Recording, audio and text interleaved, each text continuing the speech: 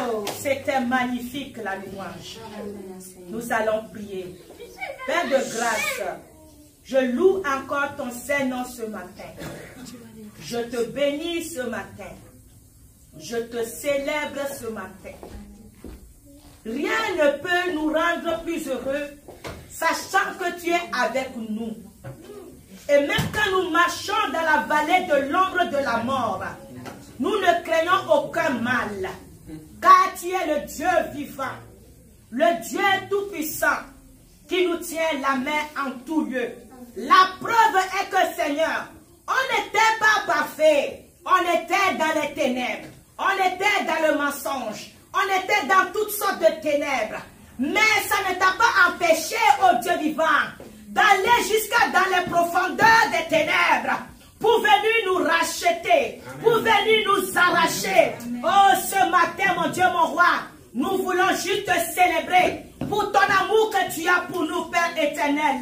Je m'abandonne encore à toi. Conduis-moi, bénis-moi et bénis ton peuple. Oh Dieu Tout-Puissant, nous nous attendons à toi encore. Amen. Toi qui fais des merveilles, toi qui transformes les choses négatives en choses positives. Amen. Nous sommes là pour toi. Nous sommes là afin que tu nous diriges, Père éternel. Parce que nous reconnaissons, oh Dieu vivant, que nous ne pouvons pas marcher sans toi. Nous ne pouvons pas, Seigneur, faire des choses selon ta volonté sans toi. Seule ta présence fait cela dans nos vies. Papa, à toi la gloire, à toi l'honneur, à toi la puissance pour des siècles et des siècles. Au nom puissant de Jésus-Christ, nous avons prié et le peuple de Dieu dit 3 fois Amen. Amen. Amen. Amen. Amen. Alléluia. Amen. Oh, Dieu est merveilleux. Dieu est excellent. Il est magnifique. Ce matin, je ne sais pas pourquoi mon cœur célèbre la victoire de Dieu. Amen. Amen. Amen. Alléluia. Il est trop magnifique. Alléluia. Parce que c'est un Dieu où quand tu penses qu'il n'y a plus d'espoir, il se lève. Il se lève et il agit. Des fois, l'ennemi te trouble jusqu'à au moment où tu penses que c'est fini pour toi. Dieu dit, mon fils, ma fille, je suis là. Amen. Et je suis plus que vainqueur.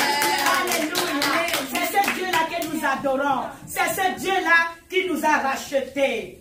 Oh, bien-aimé, Dieu est trop magnifique. Amen. La semaine passée, nous avons parlé sur les eaux de nos bénédictions. Et les eaux de nos bénédictions nous a décrit comment le baptême est très important dans nos vies. Alléluia. On avait 5 points. J'avais soulevé 5 points sur les eaux du baptême. Et les premières eaux étaient l'eau du commencement, que j'ai appelé l'eau de ta naissance. Dans l'eau où Dieu t'a tiré. C'était au commencement où la Bible nous dit qu'il n'y avait que de l'eau partout sur la terre. Et Dieu a déclaré que le sec sort et le sec est sorti. Et ce sec-là était la terre. Et c'est cette terre-là que Dieu a pris pour former ton corps. Alléluia. Mais ce corps-là ne vivait pas encore. Il a fallu que Dieu souffle son ADN dans cette statue qui était ton corps pour que l'être humain puisse prendre vie. Alléluia. Et à cause de cela, nous avons eu un deuxième eau de bénédiction. Parce que quand Adam et Ève ont été chassés du jardin d'Éden, bien-aimés, on a dit que les fils de Dieu sont descendus sur la terre et ils ont pris pour femmes les filles des hommes. Et ils ont donné une race d'hommes qui n'était pas vraiment bon. Ils ont donné des monstres comme sur la terre. Et la méchanceté a rempli la terre. Dieu a regretté d'avoir créé l'homme. Et pour faire ce nettoyage, il a choisi Noé. Et ce tonnage là appelé l'eau de ta délivrance, je crois bien. Alléluia, ou du nettoyage. Et quand Noé a pris l'âche, Dieu a relâché les eaux d'en haut et il a relâché les eaux d'en bas. Ce taux-là a nettoyé toute la terre. Il a nettoyé tous les hommes. Il a nettoyé les animaux. Il a nettoyé toutes choses.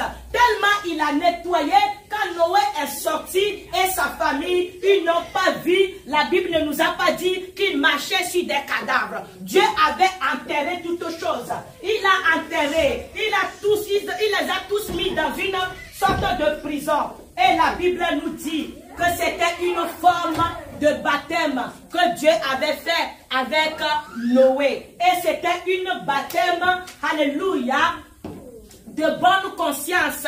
Noé était conscient avec Dieu avec lequel il marchait. Alléluia.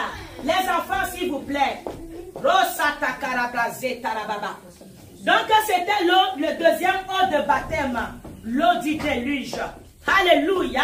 Et nous avons vu le troisième eau. Le troisième eau aussi était magnifique. C'était la mer Rouge qui a été fendue en deux. Parce que le sang des animaux qu'on avait mis sur les linteaux des portes avait préservé les enfants de Dieu. Les premiers-nés et les premiers-nés d'Égypte, tous les princes étaient morts. Cela voulait dire que tous les princes, tout principauté, tout premier-né, tout chef des démons, des sorciers et tout esprit ténébreux qui pouvait te déranger à cause du sang qu'ils avaient mis sur les portes, ils sont tous morts.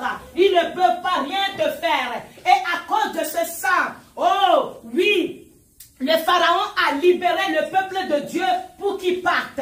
Alléluia. Mais quand le peuple partait, Pharaon a dit, Pharaon représente le diable en personne. Il a dit, on ne peut pas vivre sans les esclaves. Nous avons besoin des esclaves pour nous faire vivre. Bien-aimé, sache que si tu es vraiment abattu, comme le diable te terrasse, parce que tu lui as donné l'autorisation, parce que le diable n'a pas de vie, les démons n'ont pas de vie, ils vivent à dépend de nous. Parce que c'est nous qui avons la vie. Mais quand ils prennent ta vie, c'est là que la souffrance vient. C'est là que la maladie vient. C'est là que les dépenses viennent. Oh, bien-aimé, Pharaon a vu qu'il ne pouvait pas vivre seul. Il prenait des esclaves. C'était des humains. On va dire que le diable sait qu'il ne peut pas vivre sans nous. Parce que Dieu lui a donné comme nourriture la poussière, qui est la chair. Alléluia. Le diable cherche ta chair tous les jours. Il cherche à te rendre esclave. Mais il est vaincu. Et Dieu les a conduits devant la mer Rouge. Au moment où le peuple pensait qu'ils étaient coincés. Au moment où ils pensaient qu'il n'y avait pas d'issue. Au moment où ils pensaient que personne ne peut les délivrer. Au moment où ils pensaient, que les Égyptiens allaient les tuer. Dieu a ouvert la mer Rouge. C'était une autre eau de bénédiction. Il a ouvert la mer Rouge. Et cette mer Rouge qui est aussi ta bénédiction, qu'est-ce qui s'est passé? La même mer Rouge qui a été ouverte, elle a été fermée sur tous tes ennemis. Tous les ennemis, tous les guerriers, tous les soldats de l'Égypte, du monde des ténèbres, ont été engloutis dans ce taux-là. Ils sont sortis à sec. Ils sont sortis des victorieux. Ils sont sortis comme le peuple de Dieu. Ils sont invincibles. Parce que le Dieu qui marche avec eux, il est puissant, il est merveilleux. Et rien ne peut retenir ses enfants. C'était la troisième eau. Et la quatrième eau, nous avons vu. C'est une eau assez exceptionnelle. C'était le baptême de notre Seigneur Jésus-Christ. C'était l'eau du Jourdain. La Bible nous dit que le ciel était fermé pour nous. Alléluia. Les ténèbres étaient nous séparaient contre notre Dieu. Mais quelqu'un a réouvert le ciel. Il y a un jour, dans le Jourdain, notre Seigneur, le roi des rois, le Seigneur des seigneurs, qui a marché pendant 30 années au milieu de nous comme un simple homme. Le jour était arrivé, qui ouvre le ciel. Il a été dans l'eau du Jourdain. Il a été là-bas. Et qu'est-ce qui s'est passé? La Bible nous dit, quand il s'est plongé dans l'eau, quand Jean-Baptiste l'a plongé, une voix s'est faite entendre du ciel. Celui-là est mon fils bien-aimé. Bien-aimé, le jour où tu fais ton baptême, si Dieu ne parle pas, ce n'est pas bon, Seigneur. Ce n'est pas un bon signe. Dieu a parlé. Il a dit, celui-là est mon bien-aimé.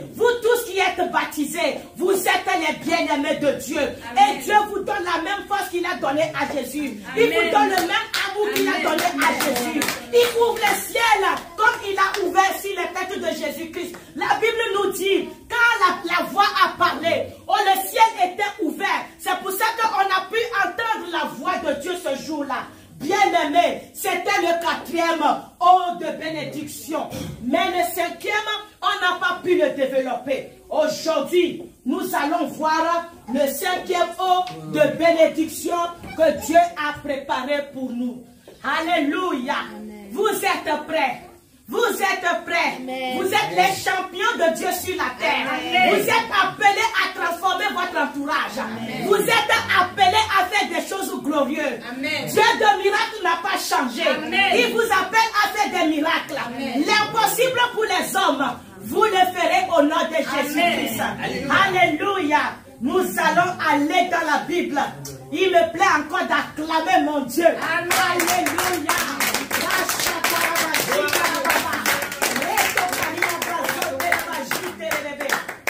Alléluia. Le cinquième eau, tout le monde le connaît, ou peut-être pas tout le monde, c'est l'eau d'Ézéchiel. Alléluia. Quand Dieu a appelé Ézéchiel, Ézéchiel est un des prophètes que Dieu a utilisé de façon extraordinaire. Ézéchiel, dans le monde céleste, Dieu lui montrait des choses et Dieu lui demandait de déclarer. Dieu lui disait de prophétiser contre les villes, pour les villes. Alléluia. Dieu lui demandait de faire quelque chose. Et quand il le faisait, ces choses-là se manifestaient. Dieu attend aussi après toi pour que tu puisses entendre sa voix et que tu puisses faire les choses qu'il a préparées pour toi, ta famille, pour la nation qui nous a, alléluia, choisi pour.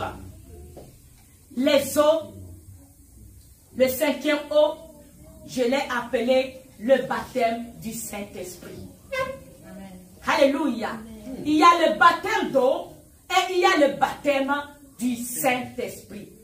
Avant de tout commencer maintenant, nous allons lire la Bible. Nous allons aller dans Acte 10, si on peut m'accompagner. Dans Acte 10, on va lire le verset 44 à 48.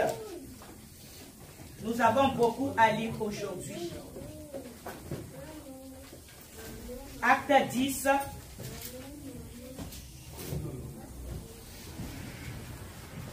Versets 44 à 48.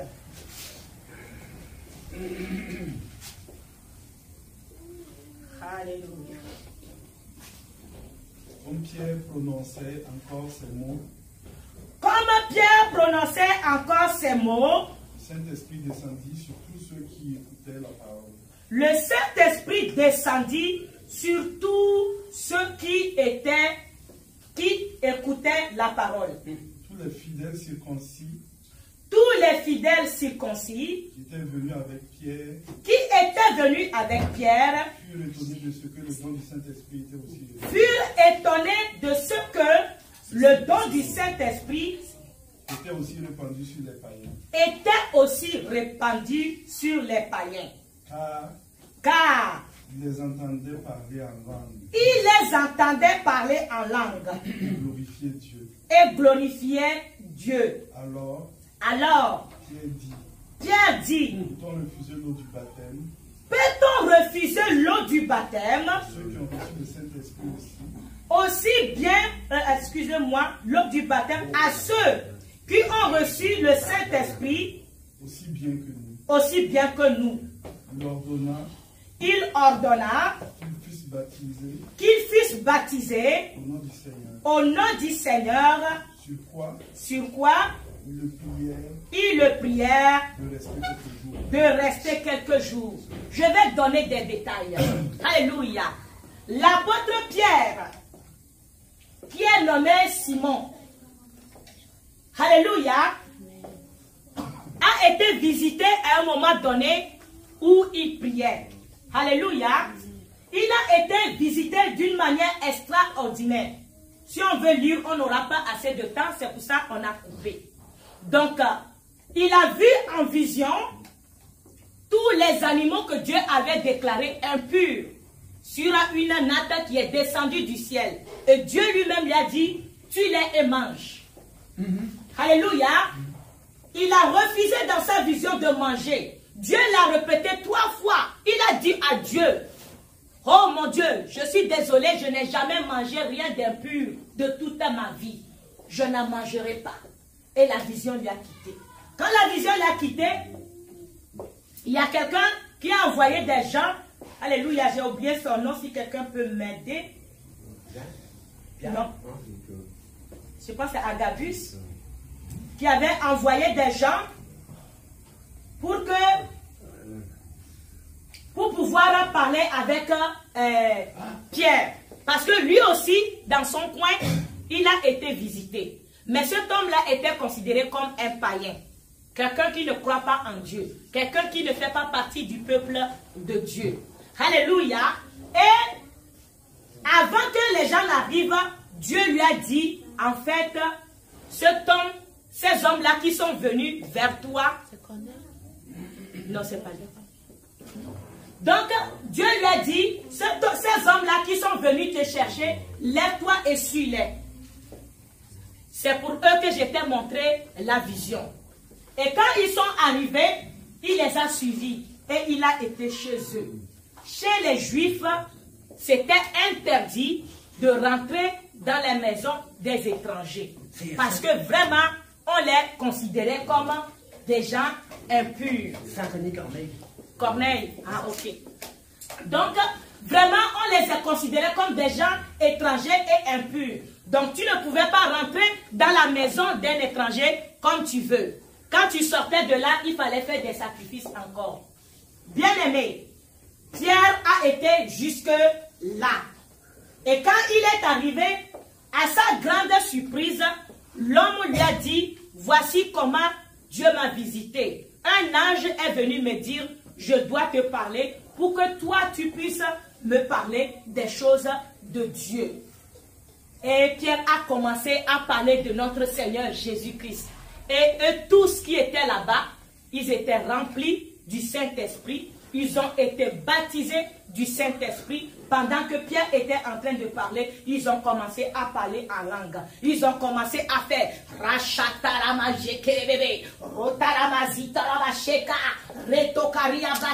et Pierre était étonné, dit, ah, ces gens-là qui sont baptisés du Saint-Esprit, que peut nous empêcher de les baptiser? Rien. Donc, on va aller chercher l'eau, on va les baptiser comme il faut pour qu'ils soient complètement baptisés d'eau et du Saint-Esprit. Alléluia.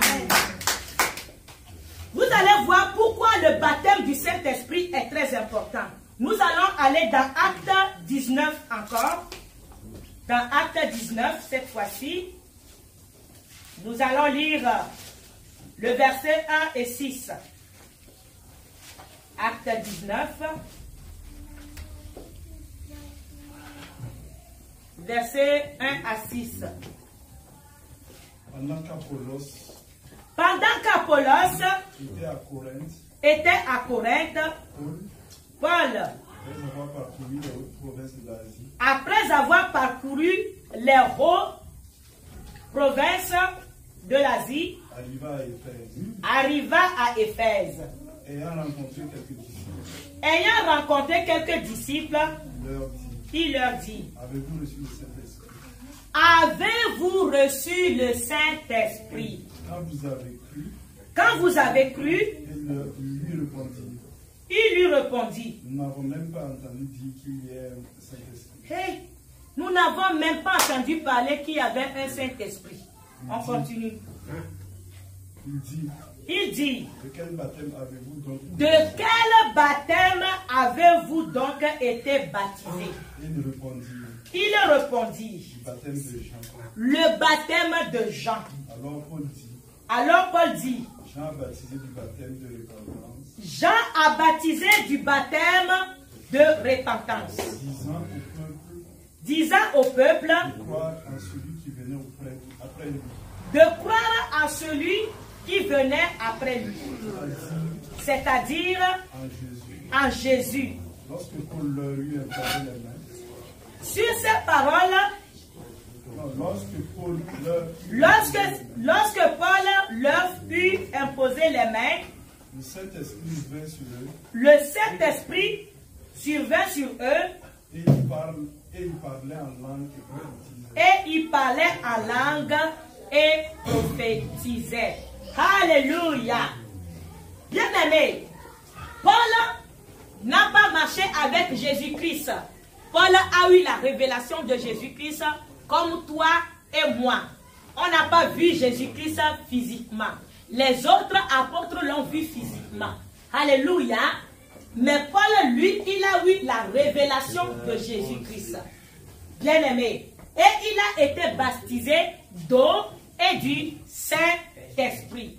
La Bible nous dit qu'il a fait toute une tournée, mais arrivé à Éphèse, il a rencontré d'autres disciples. Mais je crois bien que Paul les a tellement observés, les disciples, il a su qu'ils n'ont pas reçu le baptême du Saint-Esprit. Il a compris qu'il y a quelque chose qui manquait à leur avancement dans leur marche avec Dieu. Ça se voit quand quelqu'un est plus élevé que toi dans la foi, il sait à quel niveau tu peux être. Bien-aimé, le baptême du Saint-Esprit est très important. Alléluia. Et Paul les a demandé, de quel baptême? Il dit, avez-vous été baptisé? Il a dit clairement, du Saint-Esprit. Ils ont dit, hein? On n'a jamais entendu parler qu'il existe un Saint-Esprit. Alléluia. Beaucoup de chrétiens ne savent pas. Ils savent quand on dit, notre Père qui est aux cieux, au nom du Père, du Fils et du Saint-Esprit, mais ils ne savent pas c'est quoi le rôle du Saint-Esprit dans leur vie. Alors qu'un chrétien ne peut pas vivre sans comprendre le rôle du Saint-Esprit dans sa vie. Parce que Jésus-Christ a fait ses œuvres. La Bible nous dit qu'il est monté au ciel et il est assis à la droite du Père. Mais celui qui est avec nous, celui qui marche avec nous, celui qui nous guide, celui qui transforme notre cœur, celui qui nous fait marcher selon la volonté de Dieu est le Saint-Esprit. Et tout le monde a droit au Saint-Esprit quand tu viens à Jésus-Christ. Donc si tu as le Saint-Esprit dans ta vie et tu ne sais pas ou tu ignores qu'il y a un Saint-Esprit dans ta vie, bien-aimé, d'où viennent les difficultés dans la marche avec le Seigneur. La preuve est que quand Jésus-Christ a fini son œuvre, la Bible nous dit qu'il est ressuscité le 3e jour. Mais il n'est pas parti au ciel immédiatement. Il fallait qu'il enseigne encore les disciples. Il fallait qu'il les fasse comprendre quelque chose. Et Jésus-Christ est resté pour les faire comprendre qu'ils doivent attendre un moment pour recevoir quelque chose que Dieu avait promis de les donner. La vraie promesse de Dieu. Alléluia. Jésus-Christ avait juste fait une partie. Ce n'était qu'une partie. Mais la grande partie, c'est le Saint-Esprit qui doit le faire. Et c'est lui qui doit nous guider tous les jours. Jésus-Christ les a dit, n'allez pas nulle part prêcher la parole de Dieu. Attendez quelque part. Attendez à Jérusalem. Ne bougez pas. Attendez que la promesse de Dieu vienne vous trouver. Attendez que le don de Dieu vienne à vous avant de pouvoir bouger. Et Jésus-Christ a appelé ce don de Dieu. Il dit, une puissance viendra sur vous. C'est une puissance, le Saint-Esprit. Le Saint-Esprit n'est pas n'importe quoi. Le Saint-Esprit est vraiment la présence de Dieu incontournable dans nos vies. Bien aimé, c'est pour cela qu'il faut faire attention au Saint-Esprit. Parce que sans lui, on ne peut jamais faire la volonté de Dieu. Même si Jésus avait donné à ses apôtres, les disciples, le pouvoir de guérir les malades, le pouvoir de chasser les démons, il les a dit, attendez que la puissance de Dieu vienne vous trouver là où vous devez vous réunir.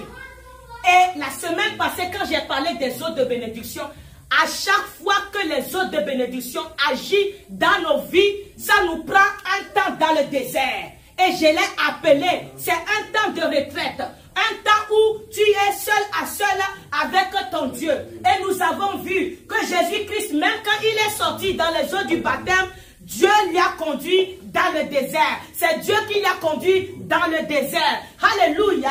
Et Et nous avons vu Noé, quand il est sorti de ce temps du déluge qui est passé, toute la terre déjà était déserte. Tout ce qui lui restait, c'était Dieu et sa famille. Bien-aimé, le temps de désert, le temps de retraite, le temps où tu dois te retirer à un moment donné pour faire face à ton Dieu est très important. Après ce moment-là, Dieu peut te conduire. Pendant ce moment-là, Dieu va te remplir. Pendant ce moment-là, Dieu peut te donner la révélation de ce que tu dois faire sur la terre. Et c'est ce qui est arrivé à notre Seigneur Jésus-Christ. C'est dans le désert qu'il a eu tout ce qu'il devait faire sur la terre. Bien-aimés, nous avons vu quand la mer rouge est ouverte, le peuple a traversé. Ils ont fait 40 années dans le désert. Le temps de désert est très important, bien-aimé. Tu ne peux pas être baptisé et ne pas aller dans le désert. Tu ne peux pas choisir Dieu et ne pas prendre un temps pour dire, oh Dieu vivant, je t'ai donné ma vie. Qu'est-ce qui m'attend? Oh Dieu vivant, je t'ai donné ma vie. Mais regarde ma situation. Que dis-tu de ma situation? Que dis-tu de ma pauvreté? Que dis-tu de ma maladie? Que dis-tu de mes faiblesses? Que dis-tu de tout ce que je vis? C'est la merde, Seigneur. Donne-moi la gloire, Seigneur. Donne-moi ta gloire, Seigneur. Je t'ai donné ma vie pour que les choses changent dans ma vie. Dis-moi qu'est-ce que je dois faire pour que ma vie puisse changer, pour que ma vie puisse être transformée. Dieu vivant, dis-moi, si tu n'as pas ça, tu ne sors pas, bien-aimé. C'est très important. On ne joue pas avec les choix que nous faisons avec Dieu.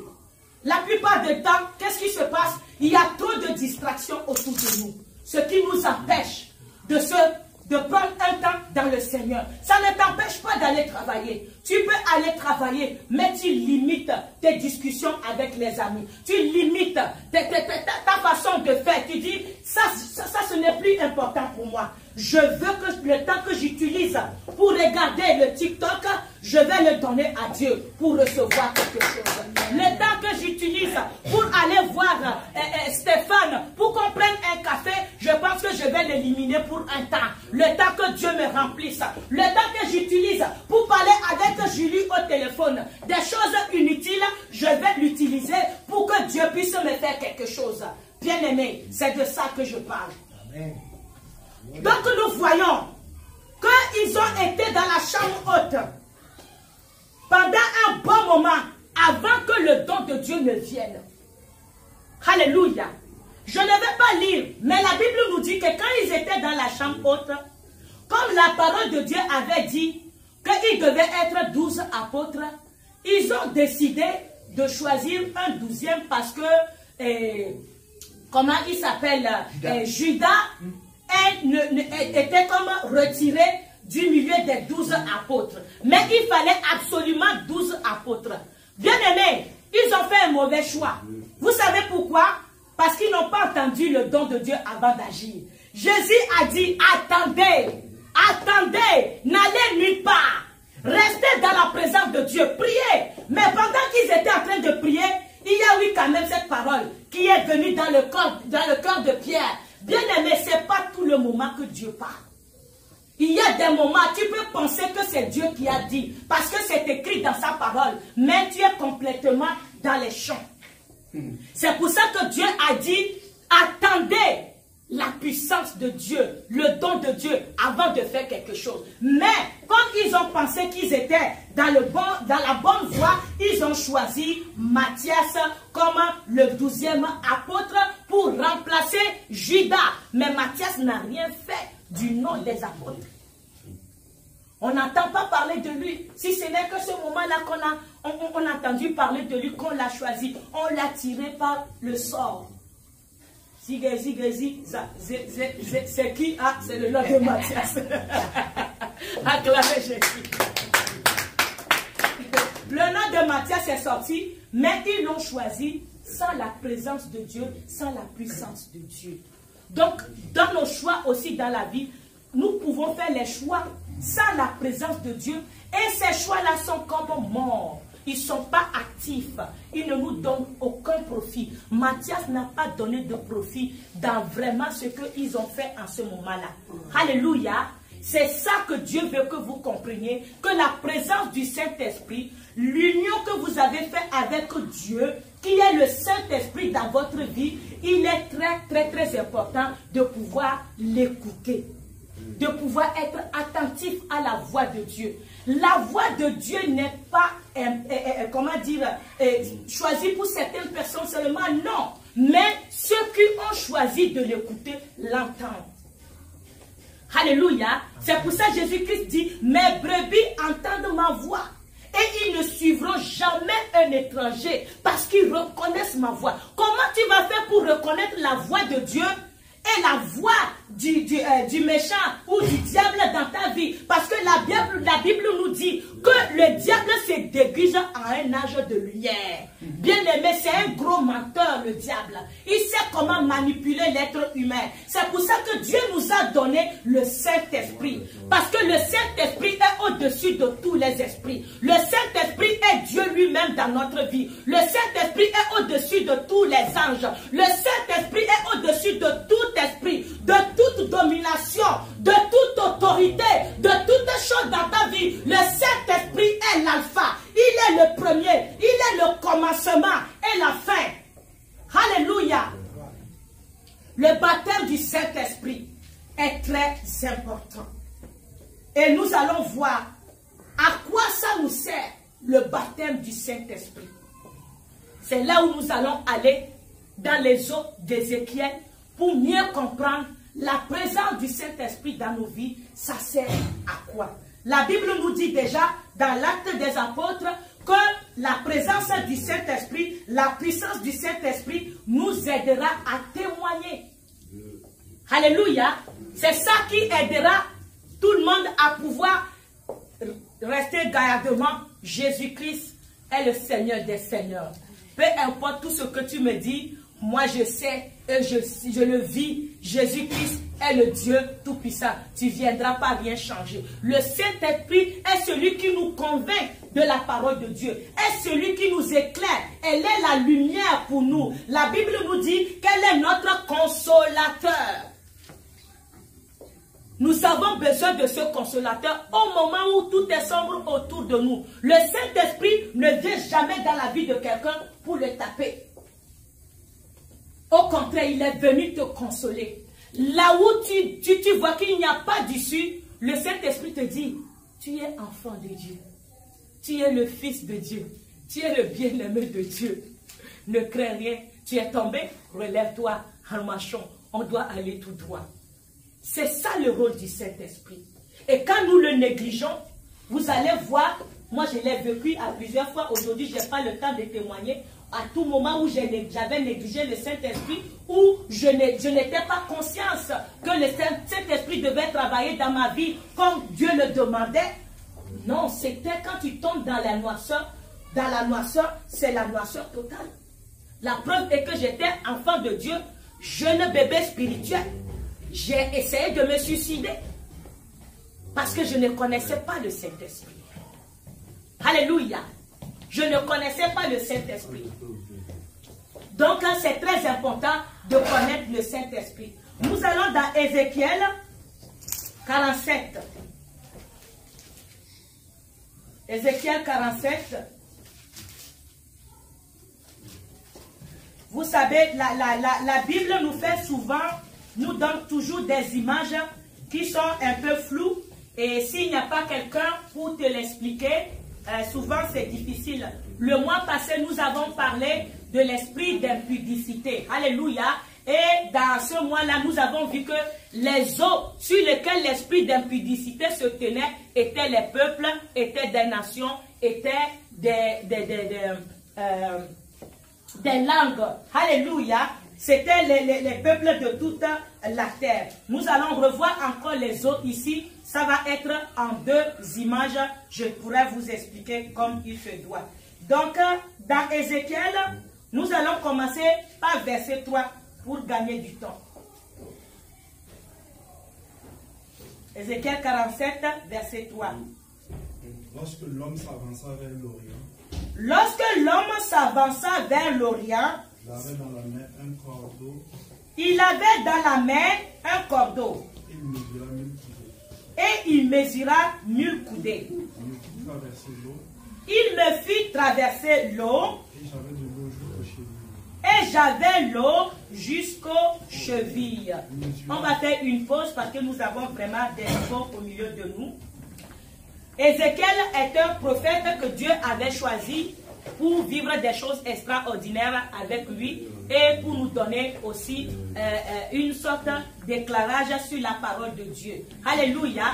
Ici, Dieu nous montre que Ézéchiel, Dieu l'a conduit quelque part et on lui a mesuré de l'eau. Combien de coudées? 1000 coudées. 1000 coudées et l'eau lui arrivait à la cheville. L'eau ici, j'ai fait une pause pour vous expliquer que c'est comme le Saint-Esprit. Ça représente la présence du Saint-Esprit dans nos vies. Donc les 1000 coudées, le premier 1000 coudées qu'on a fait, lui mettait de l'eau jusqu'à la cheville. Alléluia. Nous continuons. Il mesura encore 1000 coudées. Il mesura encore 1000 coudées. Il fit traverser l'eau. Il fit traverser l'eau. Et j'avais de l'eau jusqu'aux genoux. Et j'avais de l'eau jusqu'aux genoux. Il mesura encore 1000 coudées. Il mesura encore 1000 coudées. Il me fit traverser. Et il me fit traverser. Et j'avais de l'eau jusqu'au rein. Et j'avais de l'eau jusqu'au rein. Il mesura encore 1000 coudées. Il mesura encore 1000 coudées. C'était un torrent. C'était un torrent. Et je ne pouvais traverser. Et je ne pouvais traverser. Car l'eau était si profonde. Car l'eau était si profonde. Qu'il fallait y nager. Qu'il fallait y nager. C'était un torrent qu'on ne pouvait traverser. C'était un torrent qu'on ne pouvait traverser. On fait une petite pause. Alléluia. Donc, le premier coudé, l'eau était à la cheville. On lui fit traverser. Alléluia. Le deuxième coudé, l'eau était au genou. On le fit encore traverser. C'était encore facile de traverser. Mais le troisième a mis l'eau jusqu'à où? À sa taille. Au rein. On lui fit encore traverser. Mais, on a encore mesuré un autre 1000 coudées. C'était devenu un torrent d'eau. Et Ézéchiel a dit, on ne pouvait pas la traverser. Il fallait y nager.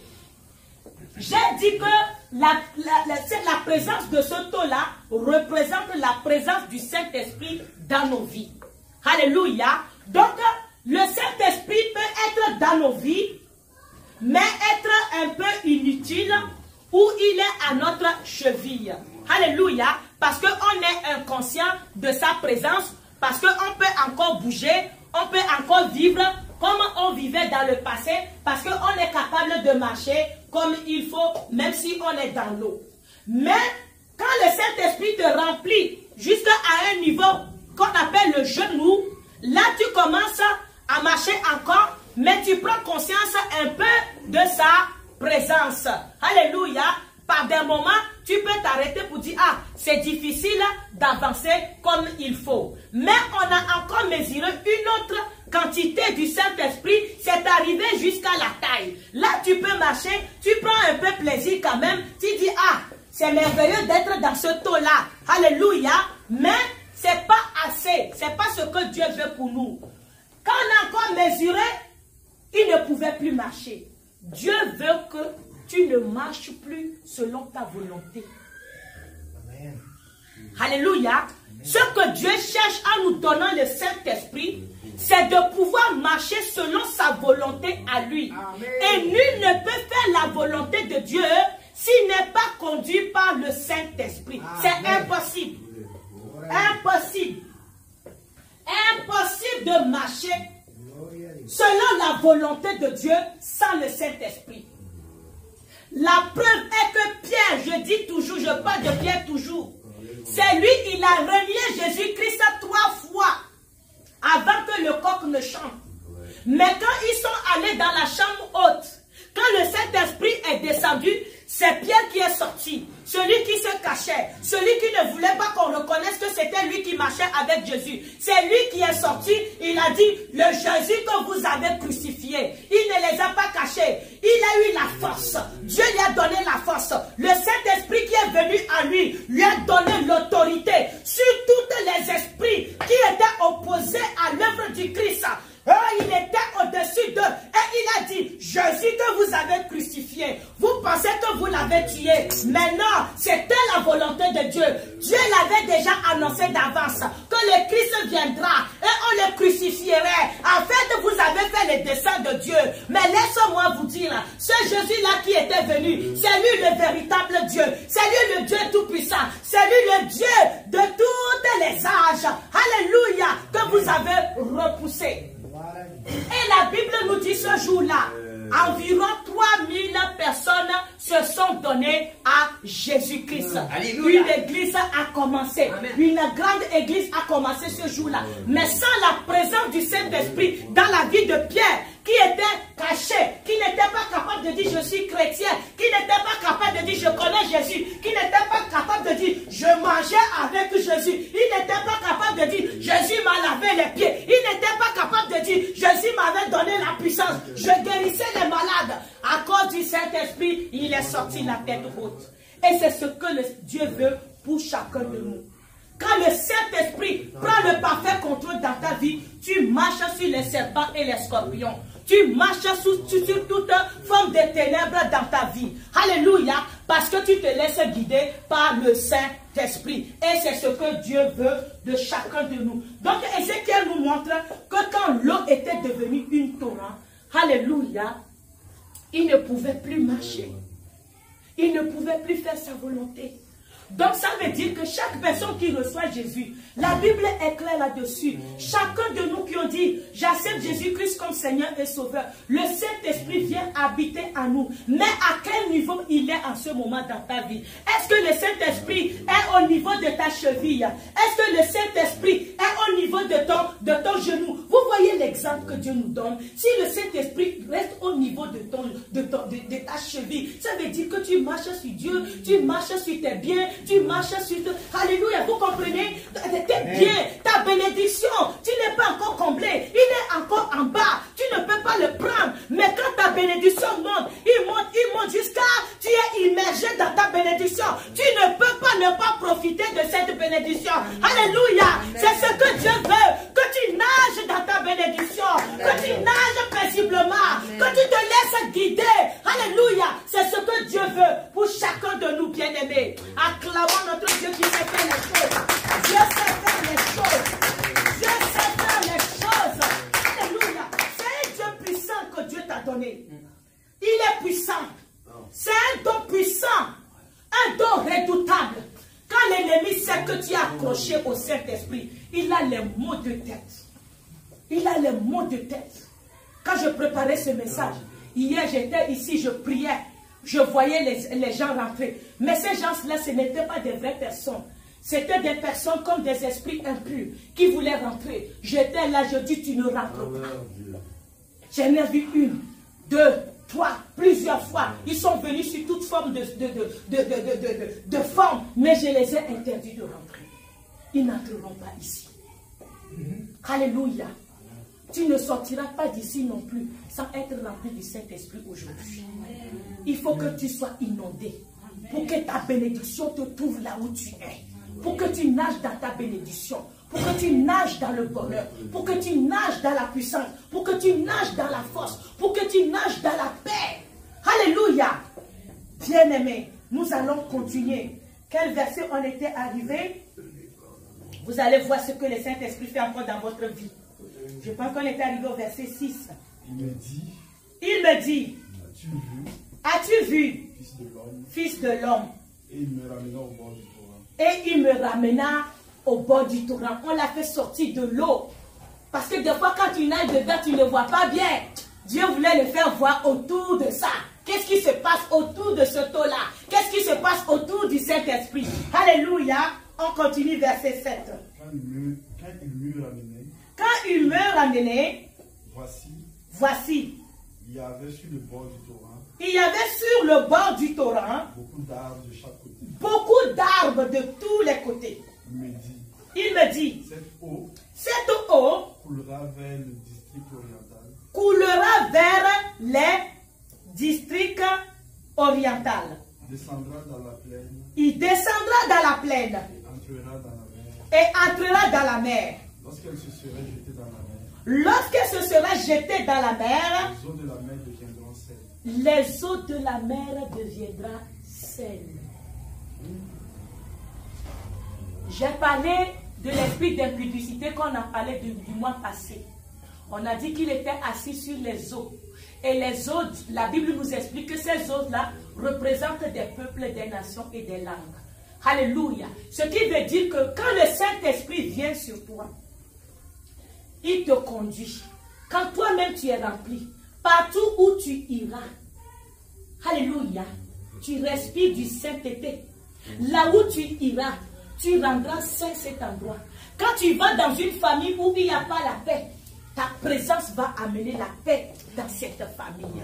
C'est ce que Dieu est en train de nous dire. Il dit, partout où l'eau du torrent ira, il va aller jusqu'à dans la mer. Quand il ira dans la mer, il rendra saine l'eau de la mer. Alléluia. Quand tu vas aller quelque part où quelqu'un vit une faiblesse quelconque, comme tu es choisi comme Jésus-Christ, tu n'es pas venu pour juger la personne, tu vas lui apporter, alléluia, la délivrance. Partout où tu iras, rempli du Saint-Esprit, inondé du Saint-Esprit, tu vas changer les choses. Tu vas changer la vie des gens. Tu vas changer la vie des familles. Alléluia. Parce que tu représentes Dieu comment dire, entièrement dans ta personne. Tu portes Dieu, tu le représentes. Quand Dieu te regarde, toi et moi, il ne voit pas quelqu'un de vulgaire. Parce que nous avons Jésus, c'est Jésus qui voit dans notre vie. Donc nous devons refléter le Christ comme il se doit partout où nous nous rendons. Alléluia, c'est ce que la parole de Dieu veut nous dire. On continue encore. Tout être vivant qui se meut. Tout être vivant qui se meut.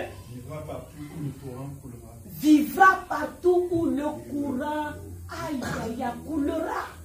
Partout où tu iras. S'il y a l'esprit de mort qui est en train de se manifester, oh mon Dieu, mon roi, ta présence va déloger l'esprit de mort. Alléluia. Tu délogeras l'esprit de mort. Bien-aimé, c'est la vérité. Dieu ne ment pas.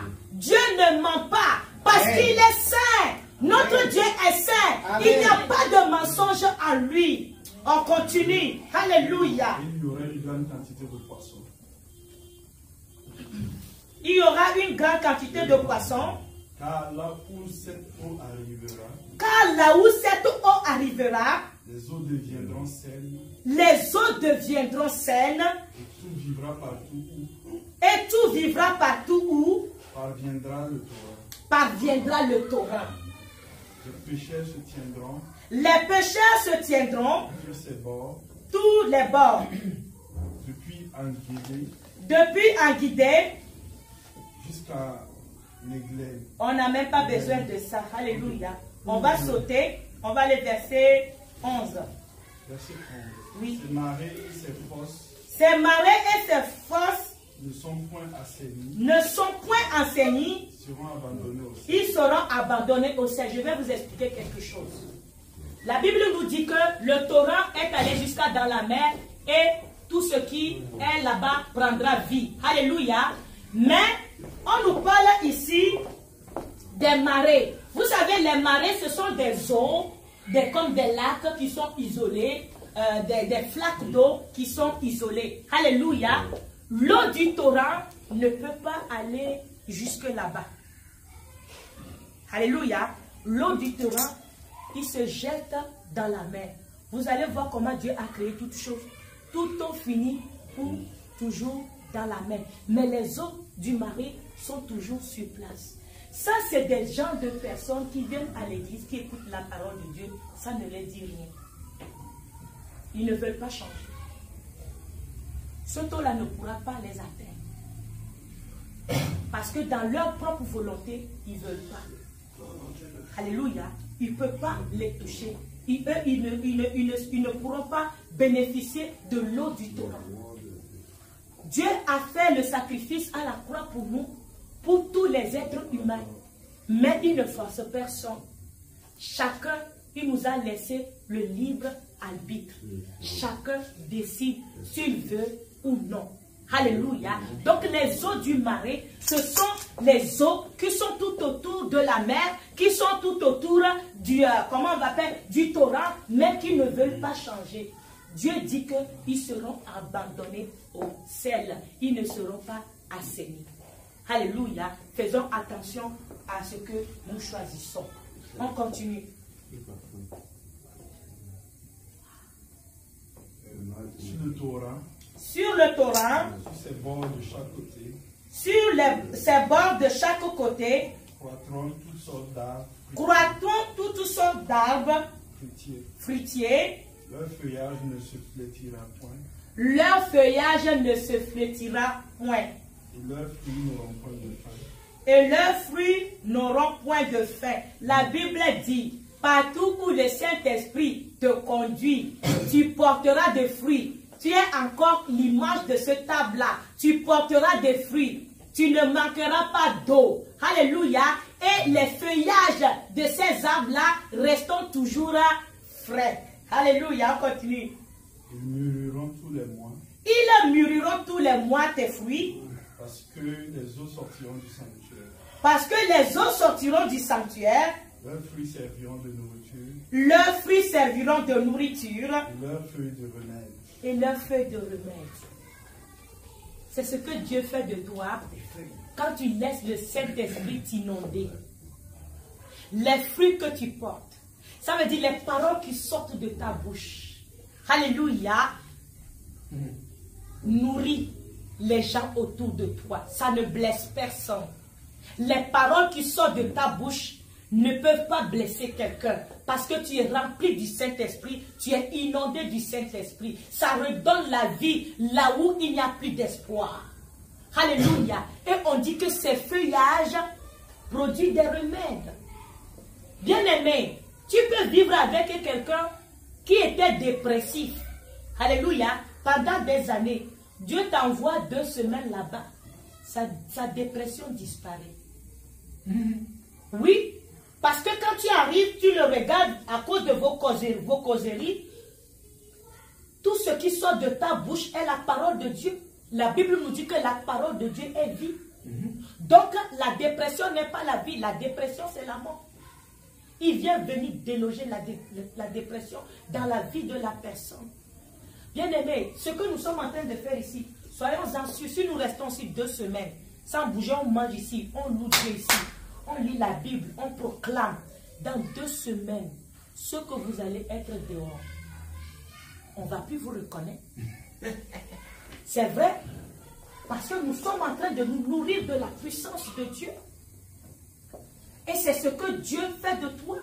Dieu ne te fait pas de toi porteur de puissance. Mais Dieu fait de toi une puissance. Tu peux être porteur de puissance. Quand tu n'es pas inondé du Saint-Esprit, tu es porteur. Mais quand tu es inondé du Saint-Esprit, tu deviens la puissance. C'est ce que Dieu veut de nous.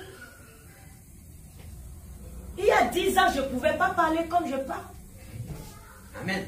Oh, parce que le Saint-Esprit était à ma cheville. Oublie ça. Je ne pouvais pas faire ça. Il y a 10 ans, si on m'avait dit que j'allais ouvrir une église, j'allais maudire la personne, j'allais dire laisse-moi tranquille, tu ne sais pas de quoi tu parles. Alléluia. Mais un jour, les choses ont changé parce que j'avais soif. J'ai dit à Dieu, la vie que je vis maintenant est trop misérable. Même si j'étais comme Jésus dans ma vie, je n'arrive pas à décoller comme tu l'as dit dans ta parole. Qu'est-ce qui se passe avec moi? Dans mon foyer, ça ne va pas. Alléluia. Je sens que je survis, je ne vis pas. Je sens que les choses que je vis, ce n'est pas ce que tu m'as promis. J'ai fermé la porte à tout le monde. Personne ne m'a enseigné le désert. Je suis allée dans notre garage. Il y a un grenier. D'abord, je voulais aller faire quoi? Aller parler à mes beaux-parents pour aller à leur chalet. Pour faire une retraite. J'étais prêt à abandonner ma maison. Parce que je n'étais plus capable. Je n'avais plus la force à avancer. Et quand, pendant que je suis assis devant notre porte de la maison, Je réfléchissais. Une voix m'a dit, ne va pas au chalet, va dans le garage. Je suis allée dans le garage. Bien aimé, le grenier de notre garage était plein des choses inutiles aussi, qui nous empêchaient de vivre à l'aise dans notre maison. Quand je suis allée, je n'ai pas pu monter dans le grenier parce que le garage était quand même bien équipé. Je ne peux pas m'asseoir là-bas. J'ai vu le grenier, j'ai dit c'est là-bas, je dois aller. Le premier jour, je suis assise devant le grenier, et dans les escaliers. Et j'ai commencé à prier, à prier, à prier. Le deuxième jour, je suis allée, j'ai fait un chemin comme l'allée du tapis ici. Et j'ai commencé à marcher. Le troisième jour, j'ai commencé à voir les choses qui nous appartiennent. Qu'est-ce que les gens ont mis ici qui ne sont pas à nous? J'ai commencé à parler à mon mari. Les choses que je devais aller peut-être porter au sous-sol d'église, dans des organismes pour faire cadeau. J'ai commencé à faire des cadeaux aux gens. Et ma vie continuait. Je priais là-bas. C'est là-bas que le Saint-Esprit m'a visité d'une manière extraordinaire. Amen. Parce que personne ne pouvait me faire du bien. Même mon mari ne pouvait pas me donner. Son amour n'était pas utile pour moi. Nous ne pouvons pas vivre le véritable amour de Dieu sans le Saint-Esprit.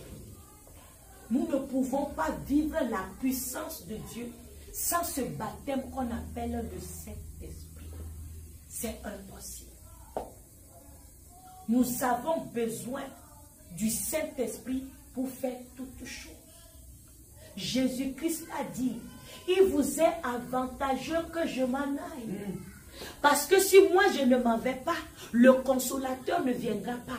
Pourtant, tout le peuple d'Israël attendait qui? Le Messie. On pensait que c'était le Messie qui devait tout faire pour nous. Mais le Messie nous dit, je suis désolé, il faut que je m'en aille. Parce que si moi je ne m'en vais pas, vous n'aurez pas les bénédictions que Dieu a promis. Ce n'est pas moi la bénédiction. Je suis juste le chemin de la bénédiction. Alléluia. Je suis juste la lumière qui est venue pour vous éclairer afin que vous puissiez voir vos bénédictions. Mais la vraie bénédiction, c'est la présence du Saint-Esprit qu'on appelle le consolateur. Jésus-Christ a dit, il vous est avantageux. C'est un avantage. Et ailleurs, la Bible nous dit que nous avons été scellés par le Saint-Esprit. Pourquoi? Pour